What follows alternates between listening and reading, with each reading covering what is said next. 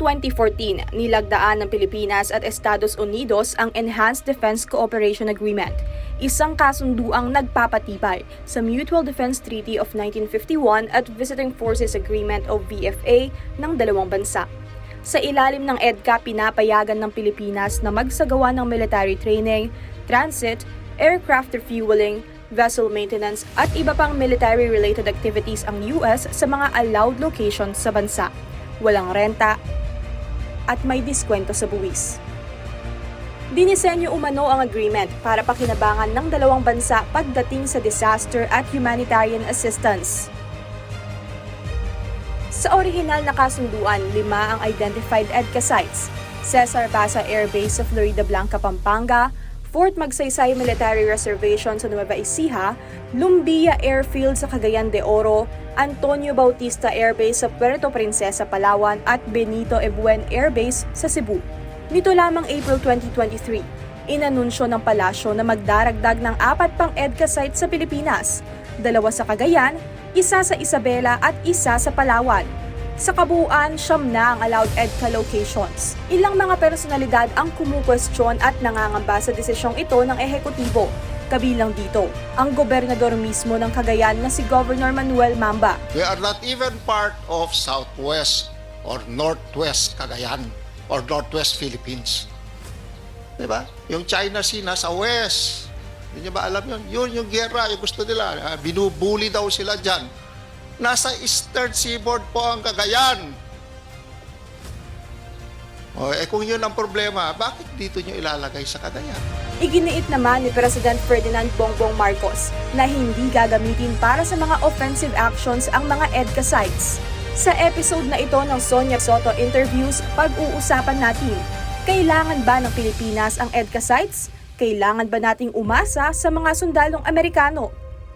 Para sagutin yan, sasamahan tayo ni Professor Roland Simbulan, ang may akda ng 9 na librong tumatalakay sa Philippine-US relations at 4 na dekadang propesor sa Development Studies and Public Policy sa University of the Philippines. Nagsilbi rin siya bilang political consultant sa Foreign Relations and National Defense ng Senado taong 1987 hanggang 1995. Sa kasalukuyan, nakaupo siya bilang isa sa mga board of directors ng Center for People's Empowerment and Governance. Magandang araw. Professor Roland Simbulan, long time no see. It's good to see you again, kahit na via Zoom lang. Good afternoon din, Sonia. Exciting ang topic natin. Kasi ito yung expertise mo talaga, Prof. At napakagandang pagkakataon din na makausap kita. Kasi naririnig natin ngayon, parang everybody now refers to this as EDCA na lang, at saka EDCA sites, no? So, Professor, ano ba, pwede ka bang magbigay muna ng salient points? Ano ba talaga itong EDCA? Itong Enhanced Defense Cooperation Agreement o EDCA na nilagdaan noong 2014, no? Ito ay isang executive agreement, no? Okay. Meaning payuhan at pinagkasunduan ng executive branch ng Pilipinas at ng Amerika, ngunit hindi dumaan sa Senado, no, bilang isang treaty. Ngayon, ang paliwanag ng ating armed forces, ito'y implementing agreement lang daw ng isang mother treaty. At ang mother treaty na ito ay yung Mutual Defense Treaty of 1951. Kung saan yung Pilipinas daw at Amerika ay magtutulungan, no? Kasi very broad yung wording ng Mutual Defense Treaty ng 1951. Nilagdaan ng Pilipinas at Amerika ang Mutual Defense Treaty Act of 1951 sa Washington, D.C., kung saan napagkasunduan ng dalawang bansa ang mga sumusunod. Pagtutulungan ng US at Pilipinas sa oras na magkaroon ng armed attack sa Pacific area. Kabilang dito ang pag-atake sa mga public vessel at aircraft na nakapaloob sa jurisdiction ng dalawang bansa sa Pacific. Pagpapalakas ng individual at collective capacity sa armed attack resistance ng dalawang bansa. Pagtutulungan kung may banta sa territorial integrity, political independence at security ng dalawang bansa kung magkaroon ng armed attack sa Pacific. No? Ayon sa mga probisyon nitong 2014 EDCA agreement, ang Pilipinas at Amerika ay bibigyan ng mga sites, no, mga lugar kung saan sila ay magtatayo ng mga military facilities, US military facilities, no. Ngayon, recently under President Bongbong Marcos, dinagdagan nila ng 4 pang sites, no.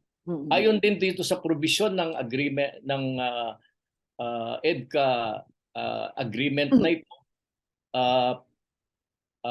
ang US ay hahayagang magtayo ng iba't ibang mga pasilidad, no? Of course, sinasabi sa agreement na dapat daw merong consent ng Philippine government, no? Kung ano yung kanilang itatayong military facilities, no? Kung ito'y communication, no?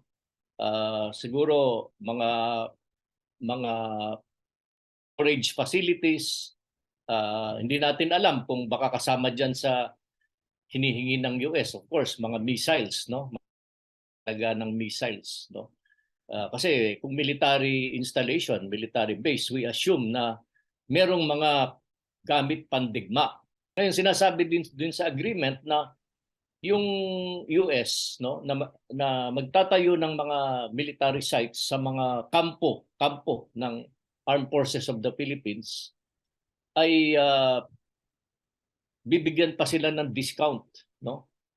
Rent-free, tapos bibigyan pa natin sila ng discount sa paggamit ng utilities. So sa kuryente at tubig, hindi sila itatax. So minus yung tax na usually sa mga utilities na yon. So discounted sila. Pero the fact na nasa loob sila sa mga kampong militar natin at dyan itatayo, makakatipid din sila sa security. Kasi kung tutuusin, libre na nga yung paggamit nila ng ating teritoryo, mo-provide pa sila ng security ng ating armed forces of the Philippines. So Professor, yun ang mga fundamental provisions. Yeah. Prof, pag sinabi nating EDCA, hindi naman ito yung Visiting Forces Agreement. Hindi. These two agreements are two different agreements. Yes. Okay. Kasi gusto ko lang i-clarify, yung Visiting Forces Agreement, nakatutok yun. Well, unang-una, ang VFA ay isang treaty.